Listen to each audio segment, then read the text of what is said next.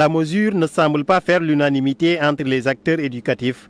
La décision du ministre de l'Éducation nationale d'interdire les téléphones portables au sein des établissements scolaires privés comme publics est jugée excessive par le secrétaire général du SAEMS. Cette interdiction formelle, à un moment où on parle de la digitalisation quand même du système, à un moment où on sait que dans des pays comme le nôtre, si nous n'avons pas la possibilité tous d'accéder à ce qu'on appelle cette digitalisation grâce aux outils, grâce à l'ordinateur, grâce à des tablettes, le téléphone peut être utilisé quand même comme un autre moyen qui nous permettra quand même de régler cette question de la digitalisation. Que de l'interdire paraît être un paradoxe. L'usage incontrôlé du téléphone portable compromet les missions éducatives essentielles en détournant les élèves de l'apprentissage, affaiblissant leur concentration et les expose à des pratiques contraires aux valeurs scolaires, peut-on lire dans le communiqué publié par le ministère. Et dans l'analyse maintenant, ce qu'il faut préciser, c'est que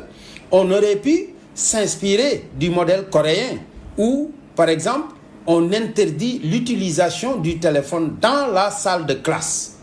Mais que de l'élargir maintenant à toute l'enceinte quand même de l'établissement, alors ça peut poser problème. Selon Cheikh Tidiane Youm, cette mesure est prise à la hâte et les parents ont parfois besoin d'entrer en contact avec leurs enfants en cas d'urgence. Aujourd'hui, face à l'insécurité, beaucoup de parents donc appellent sur les téléphones de leurs enfants pour venir les prendre et autres. Donc il y a beaucoup de paramètres sur lesquels on devait quand même mener une certaine analyse pour en arriver à cette situation. Pour garantir l'efficacité de cette mesure, chaque établissement est invité à définir une stratégie de rangement des téléphones portables à l'entrée de l'école.